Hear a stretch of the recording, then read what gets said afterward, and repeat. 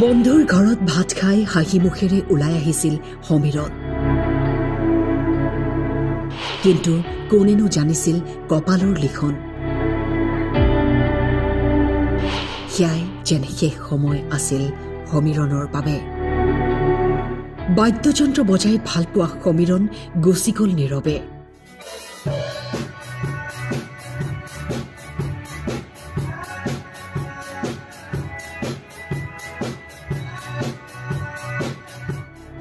Bullet আৰু R15 বাইকৰ মুখামুখি সংঘৰ্ষত জীৱন হেৰুৱালে দুই সুঠাম যুৱকে।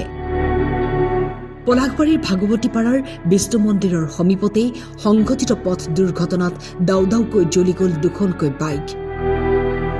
বুলেট বাইকত থকা নহিৰাৰ সমীৰণ দাস এজন ভাল শিল্পী আছিল। তাৰমানে হেৰি হ'ল, সি কালি এজন লগৰ ল'ৰাই তাৰমানে হাই ছেকেণ্ডাৰী পৰীক্ষাৰ ভনীয়েকটো এখন স্কুটি পাইছিল।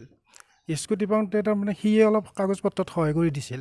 সহায় কৰি দিওঁতে সেই ল'ৰাজনে মাতিলে যে অকলে তুমি আহিবা, খানা এটা তোমাকহে খুৱাম। তাৰমানে ঘৰটো বৰ দুৰ্বল আছিল, মানে ঘৰতো বেছি মানুহ নিলেও অলপ বেয়া পায়, ভাত খাব মাতিছিল। তেতিয়া প্ৰায় 10টামান বজাত আমি ফোন কৰিলোঁ, গ'ল বাইকখন লৈ। 10টা বজাত ফোন কৰোঁতে তাৰপিছত ক'লে যে মই ভাত খাই আছোঁ, মই আহি আছোঁ। তাৰপিছত আমি আৰু গোটেইবিলাকে ভিতৰত সোমাই শুলোঁ। তাৰপিছত যে আৰু প্ৰায় 10:30 মানত খবৰটো আহিল যে এক্সিডেণ্ট হৈছে। আৰু দুনিয়াৰ যাম, আমি এক্সিডেণ্টৰ ওচৰলৈকে যায়ে পাওঁতে বহুত দেৰি হৈ গ'ল। বিহুৰ অনুষ্ঠানৰ বাবে কথাও হৈছিল সমীৰণৰ।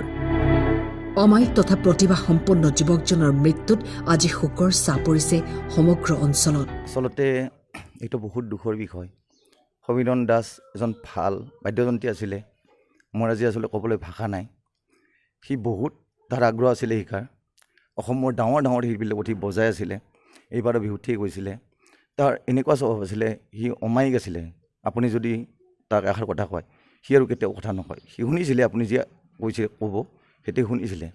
সি ডাঙৰ ডাঙৰ শিল্পীৰ লগত বজাইছে আৰু এইবাৰো সি বিহুত ঠিক হৈছিলে। মই দুদিন আগতেও তাক লগ পাইছিলোঁ, সি মোৰ লগত কথা পাতিছিলে। আমাক বহুত ৰেচপেক্ট কৰে, সন্মান কৰে।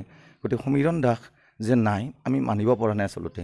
ল'ৰাজন ভাইটিৰ দৰে আছিলে আৰু এনেকুৱা হাঁহিমুখীয়া অমায়িক ল'ৰা আছিলে। য'তেই দেখা পায় বাটত, বাইকতে থাকক বা ক'ৰবাতে থাকক, সি মানে সদায় হাঁহিমুখে মাত দিয়ে, ক'ত যায় বা ক'ৰ পৰা আহিল, এনেকুৱা টাইপৰ।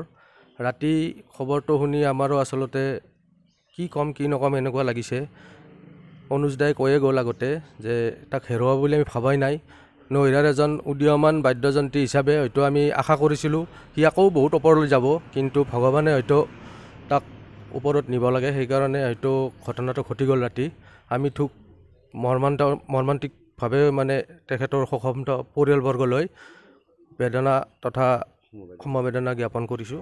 Bureau report, time 8।